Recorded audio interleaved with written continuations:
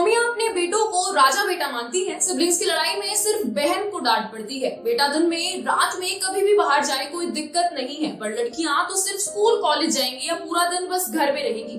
साथ ही जिन पेरेंट्स को बचपन में लड़का गाली देता हुआ बहुत क्यूट और बहुत अच्छा लगता है, वो ये रियलाइज नहीं कर पाते कि वो बाद में आपको भी देगा। जो लड़के घर में सबसे छोटे होकर भी अपने आप को पापा समझने लगते हैं, गर्ल्स की रिस्पेक्ट करना नहीं जानते, उन्हें खुद से इंफीरियर समझते हैं, जो ये समझते हैं that girls are just made for household work, they are bound to be inside home, वो बड़े होकर अपनी वाइफ्स को भी ट्रीट करते हैं, आगे चलकर खुद के बेटों को भी यही सीख देते हैं, and in some cases they ended up becoming a criminal, doing crime like rape, sexual harassment, etc.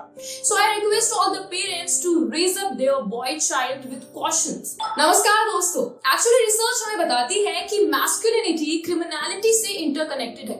तो अब मैस्कुलिनिटी का मतलब क्या है? हिंदी में इसे सो कॉल्ड मर्दानगी कहते हैं।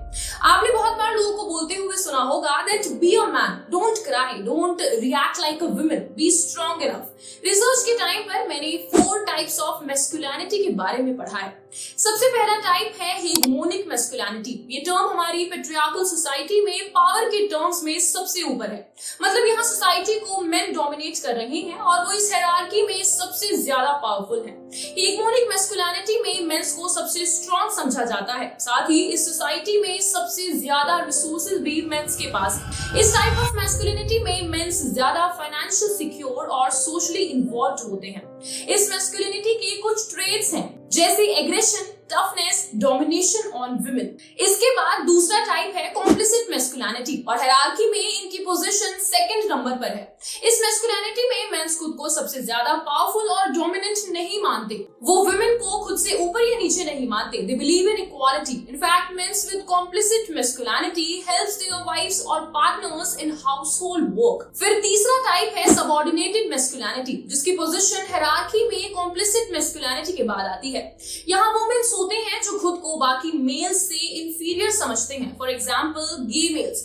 माना जाता है कि इनके पास फेमिनाइन कैरेक्टरिस्टिक्स होते हैं और इनका लाइफस्टाइल भी वैसा ही है। इनफैक्ट रिलीजियस आइडियल्स और लॉज भी इनकी सेक्सुअलिटी को लेकर इन्हें अटैक करते हैं। इसके बाद मैस्कुलिनिटी हायरार्की में सबसे बॉटम पर है मार्जिनलाइज्ड मैस्कुलिनिटी, जहां मेनली माइनॉरिटी ग्रुप्स और under privileged lower class societies के मेंस होते हैं। साथ ही मैस्कुलाइन और फेमिनाइन जेंडर नॉर्म्स पर की गई एक क्रॉस कल्चरल स्टडी ये बताती है कि जनरली मेल्स में एंटी फेमिनाइन बिलीव्स होते हैं।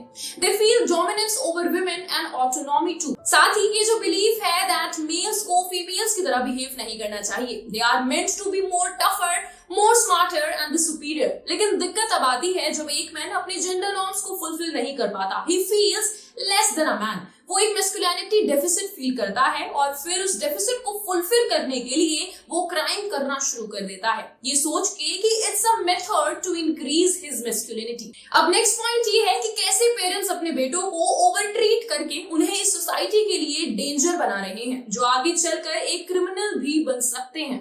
2016 की यूनाइटेड नेशंस पॉपुलेशन फंड की एक रिपोर्ट बताती है कि नंबर ऑफ टोटल क्राइम में से 94% क्राइम्स मेल्स द्वारा किए जाते हैं। इसी के साथ मेरी एक फ्रेंड ने मुझे बताया कि कैसे उसके घर में उसके भाई को एक अलग ट्रीटमेंट मिलता है और उसे अलग। घर में सबसे छोटा होने के बावजूद भी वो उसे बाहर आने जाने से रोक सकता है। Every time the girl helps her mother in household work and the boy is busy chilling out with friends without a fear. Boys के लिए एक upper hand क्यों? I know society के पास इस क्यों के लिए बहुत सारे जवाब होंगे, but this is complete partiality which is wrong. और इसी upper hand की वजह से they feel that they are the dominating ones. बल्कि चलो पेरेंट्स तो पेरेंट्स, पर जो पॉलिसी मेकर्स और पॉलिटिशियंस भी ऐसे स्टेटमेंट्स देते हैं कि लड़का ही तो है, इनसे गलती हो जाती है, तो हम कैसे ही एक्सपेक्ट कर सकते हैं कि वुमेन्स के साथ होने वाला क्राइम कभी खत्म होगा। साथ ही एक बार समाजवादी पार्टी के एमएलए अबू अजमी ने कहा था कि अगर लड़कियां शॉर्ट ड्रेसेस पहनकर बिना किसी मेल फैमिली मेंबर के बाहर जाएंगी तो बॉयज द्वारा अटैक करने जैसे इंसिडेंट्स तो होंगे ही। इन्हीं इंसिडेंट्स की वजह से हर 3 वुमेन में से एक ने फिजिकल वायलेंस एक्सपीरियंस जरूर किया होता है। I tell you what the problem is. Problem men's mentality की है, जो प्राइमरीली घर में डेवलप होती है। Men should not think that women is just a position or object to acquire. Men should consider them as equals.